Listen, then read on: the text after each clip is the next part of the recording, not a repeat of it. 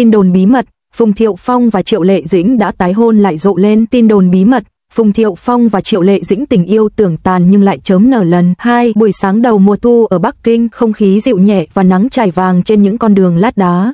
Một ngày tưởng chừng yên bình, nhưng cả mạng xã hội Weibo lại bất ngờ bùng nổ với dòng tít lớn. Phùng Thiệu Phong và Triệu Lệ Dĩnh bị nghi đã bí mật tái hôn. Tin tức lan nhanh như gió, hàng trăm nghìn lượt chia sẻ, bình luận và vô số bài viết bàn tán nổ ra chỉ trong vài giờ.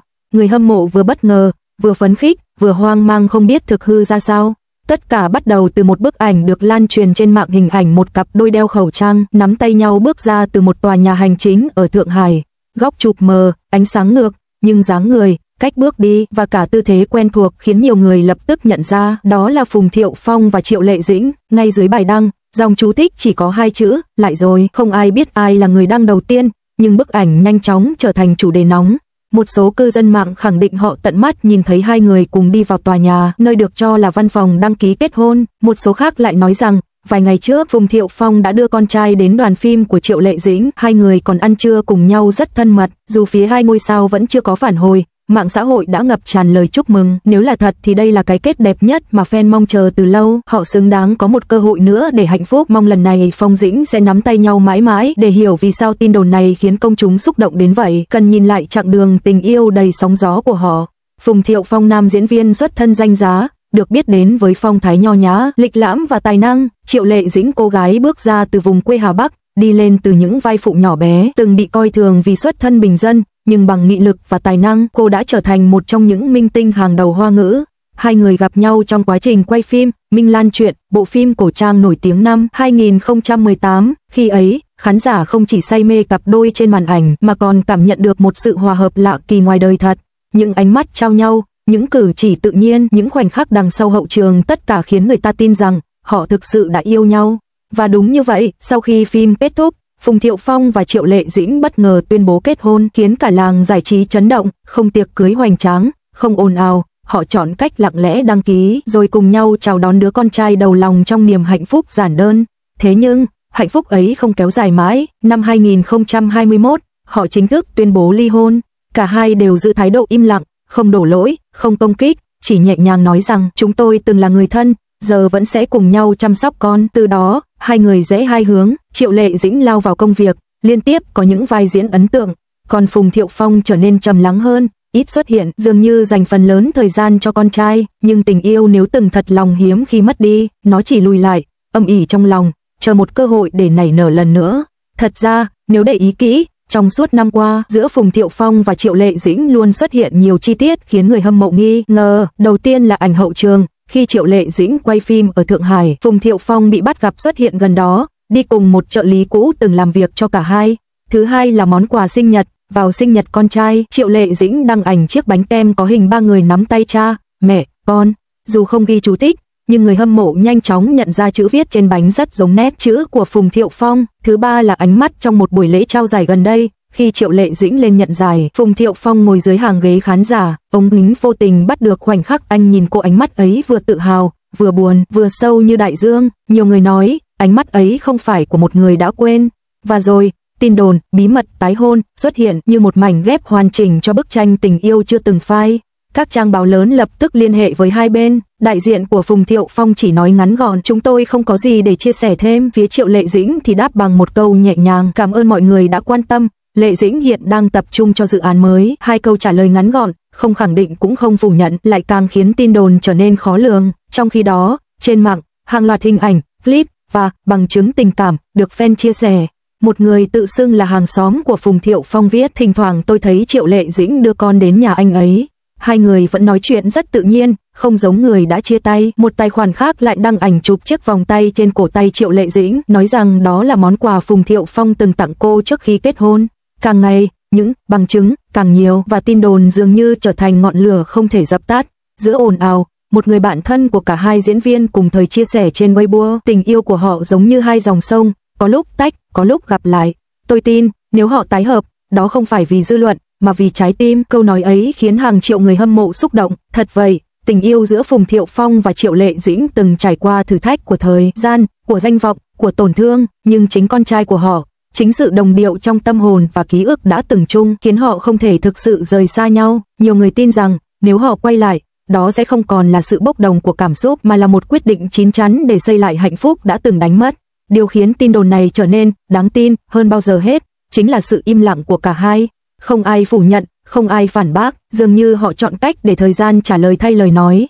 Ngày hôm sau, paparazzi tiếp tục đăng ảnh, lần này là hình Phùng Thiệu Phong đưa con trai đi chơi công viên, và Triệu Lệ Dĩnh bất ngờ xuất hiện cùng họ. Ba người cười nói vui vẻ, như một gia đình chưa từng tan vỡ. Một khoảnh khắc đẹp đến mức không ai muốn nghi ngờ. Trên mạng, hàng loạt hashtag như thăng Phong Dĩnh tái hôn, thăng gia đình bên người, thăng tình yêu không bao giờ chết leo top xu hướng Weibo. Người hâm mộ làm clip, viết thư, ghép ảnh chúc phúc cho họ. Nhiều người viết nếu hai người thật sự tái hợp, đó không chỉ là tin vui cho fan mà còn là minh chứng rằng tình yêu có thể vượt qua tất cả. Một tài khoản nổi tiếng bình luận họ đã từng yêu, từng mất nhau, nhưng cũng từng cùng nhau làm cha mẹ.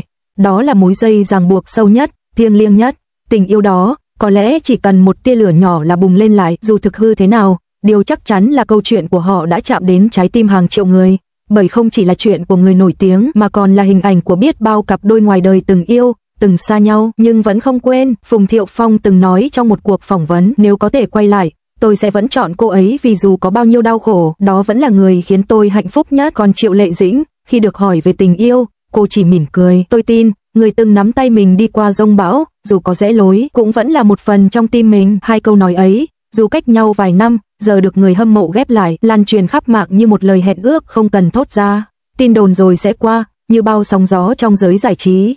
Nhưng cảm xúc mà câu chuyện này mang lại thì không thể phai.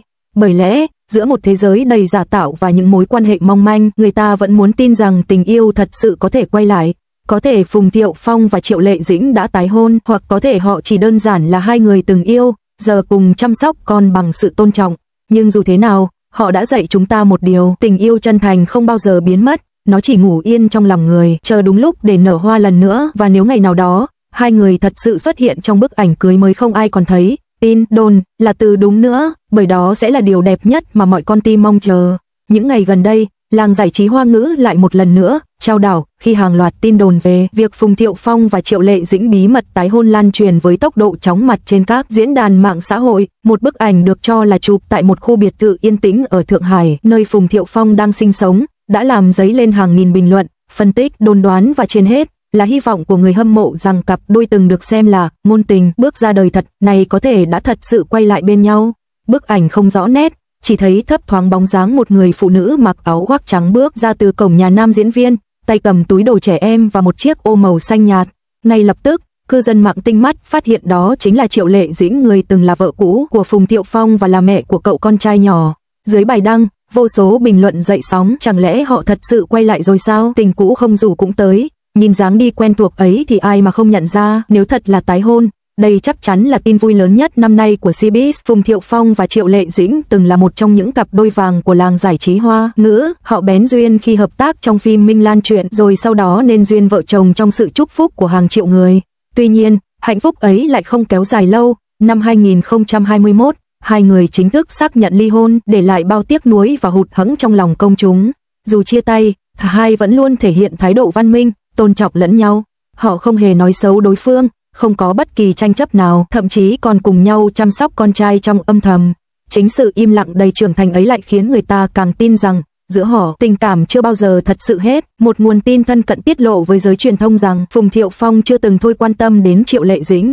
Anh ấy luôn theo dõi lịch trình của cô và thường xuyên gửi quà cho con trai qua tay cô ấy. Còn Lệ Dĩnh, dù bận rộn, vẫn luôn dành thời gian để cả ba người có những buổi gặp mặt ấm áp. Nhiều fan cho biết, trong vài tháng gần đây, họ bắt gặp những dấu hiệu đáng ngờ về mối quan hệ của hai người.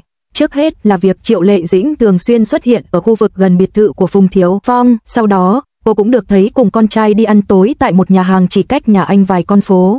Thậm chí, trong một buổi livestream gần đây, khi người dẫn hỏi Phùng Thiệu Phong, anh có còn giữ liên lạc với Triệu Lệ Dĩnh không? Nam diễn viên mỉm cười đáp nhẹ, giữa chúng tôi có những sợi dây không thể đứt, chúng tôi vẫn là gia đình. Câu nói ấy ngắn gọn, bình thản nhưng lại như một tiếng chuông làm rung động trái tim hàng triệu khán giả.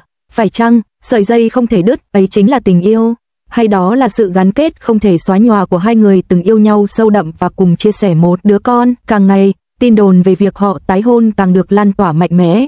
Một số blogger nổi tiếng trên Weibo khẳng định đã nhận được tin nội bộ rằng Phùng Thiệu Phong và Triệu Lệ Dĩnh đã làm lễ đăng ký kết hôn lại trong bí mật, chỉ có gia đình hai bên và vài người bạn thân biết. Dù không ai xác nhận, nhưng sự im lặng của cả hai lại càng khiến công chúng thêm tin tưởng. Bởi lẽ, nếu không phải thật, họ đã lên tiếng phủ nhận từ sớm. Một phóng viên còn kể lại rằng, trong một sự kiện kín ở Bắc Kinh, Phùng Thiệu Phong được nhìn thấy đeo chiếc nhẫn trên ngón áp út tay trái giống hệt kiểu nhẫn mà Triệu Lệ Dĩnh từng đeo trong một buổi chụp tạp chí gần đây. Ngẫu nhiên ư, hay là dấu hiệu cho một khởi đầu mới? Theo những người hàng xóm xung quanh khu nhà của Phùng Thiệu Phong, vài lần họ nhìn thấy anh dẫn một người phụ nữ cùng cậu con trai đi dạo vào buổi chiều muộn. Dù cả hai đều đội mũ lưỡi chai và đeo khẩu trang, nhưng chỉ cần ánh mắt của họ trao nhau thôi cũng đủ khiến người ta nhận ra đó chính là hai ngôi sao nổi tiếng. Một cụ già sống gần đó kể lại, họ nhìn nhau dịu dàng lắm, người đàn ông cứ mỉm cười khi người phụ nữ nói chuyện, rồi cúi xuống nắm tay cậu bé. Cảnh tượng ấy thật sự khiến người ta cảm động. Có lẽ, sau tất cả sóng gió, thứ họ cần không phải là một tình yêu ồn ào, mà là một mái nhà yên bình, nơi con trai có thể lớn lên trong tiếng cười của cha và sự dịu dàng của mẹ. Và nếu thật sự họ đã chọn cách tái hợp trong thầm lặng, thì đó có thể là quyết định đúng đắn nhất, vì tình yêu đôi khi không cần chứng minh bằng những lời nói, mà bằng hành động âm thầm và bền bỉ. Trên các nền tảng mạng xã hội, những hashtag như thăng Phùng Thiệu Phong Triệu Lệ Dĩnh tái hôn, thăng gia đình nhỏ bên nhau, hay thăng yêu lại từ đầu đã leo top tìm kiếm chỉ trong vài giờ. Nhiều khán giả chia sẻ họ từng chia tay, nhưng chưa bao giờ hết yêu. Nếu họ quay lại, tôi tin cả showbiz sẽ vỡ òa vì hạnh phúc. Có lẽ, sau nhiều thử thách, họ nhận ra, người ở bên cạnh mình năm ấy vẫn là người khiến mình bình yên nhất. Không chỉ là sự hiếu kỳ, mà còn là niềm tin rằng tình yêu thật sự, dù có tan vỡ, vẫn có thể tìm thấy đường trở về. Phùng Thiệu Phong từng nói trong một cuộc phỏng vấn cũ, nếu có kiếp sau, tôi vẫn muốn gặp lại cô ấy, vẫn là Triệu Lệ Dĩnh, vẫn là nụ cười đó, vẫn là đôi mắt đó, chỉ mong lần này, tôi biết cách giữ cô ấy lại. Câu nói ấy, khi được khán giả nhắc lại trong thời điểm hiện tại, lại trở nên đầy ám ảnh. Phải chăng, kiếp sau, mà anh nói đến thật ra là hiện tại, khi họ đã học được cách yêu nhau chín chắn hơn, bao dung hơn, và hiểu rằng hạnh phúc không phải là sở hữu, mà là cùng nhau đi tiếp. Tin đồn vẫn chỉ là tin đồn, nhưng điều rõ ràng là cả Phùng Thiệu Phong và Triệu Lệ Dĩnh đều chưa từng rời khỏi trái tim công chúng. Dù họ có tái hôn hay không, người hâm mộ vẫn luôn mong rằng cả hai sẽ hạnh phúc, bởi sau mọi thăng trầm, điều đáng quý nhất chính là nụ cười bình yên của họ và ánh mắt rạng rỡ của con trai. Bởi có những tình yêu, dù đã chia xa, vẫn không thể tàn lụi, và có những người, dù đi bao xa, vẫn là nhà của nhau.